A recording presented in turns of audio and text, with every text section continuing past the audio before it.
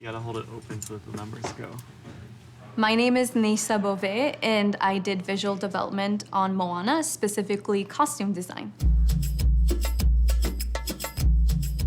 It's 3,000 years ago, and we don't really have any photo reference of anything at that time, so we're playing a guessing game, trying to get in that time machine and trying to really think what they would wear. Lesson 1.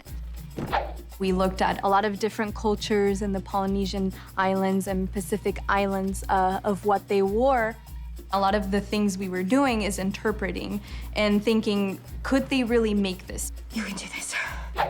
Then you sort of play like you're putting a puzzle together. So you'll pick this top from here with this jewelry piece, and then you start making your outfits. You're doing great.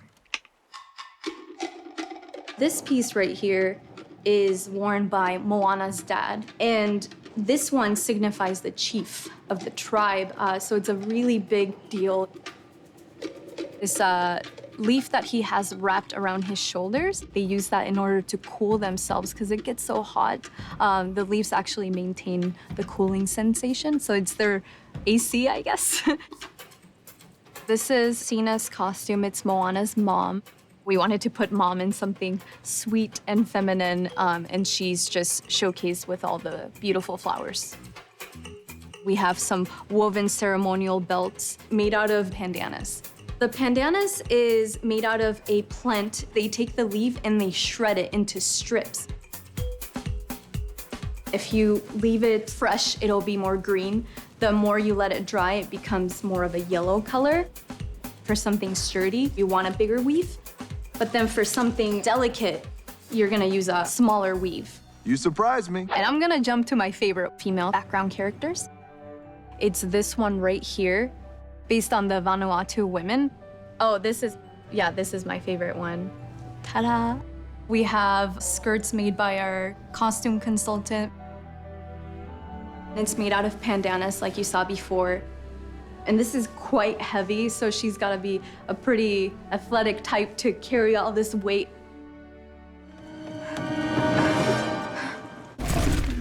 Muscle up, Buttercup.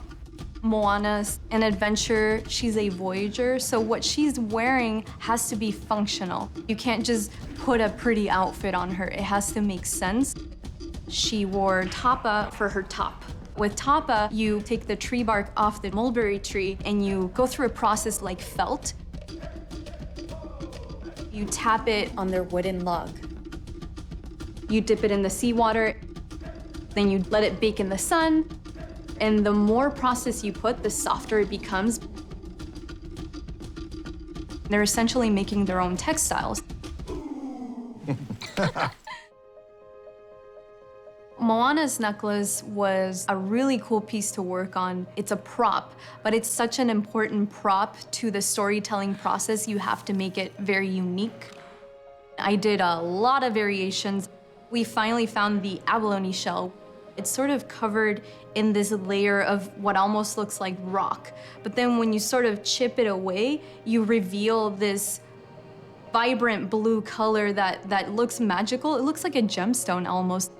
And it was a great juxtaposition of land and sea, which is her. Her name, Moana, means from the ocean. This one's my favorite costume. This is the cool one. She's sailing off to find islands, and she's leading her people in this new voyage, and what is she gonna wear?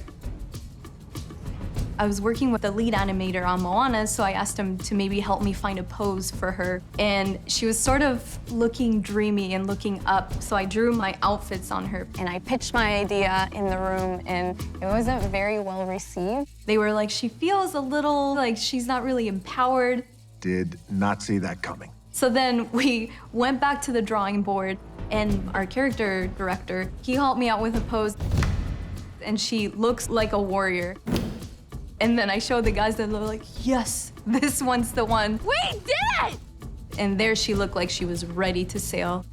I was trying to come up with something that anybody can look up to and say, I want to be like her. Moana, Moana, you're so amazing.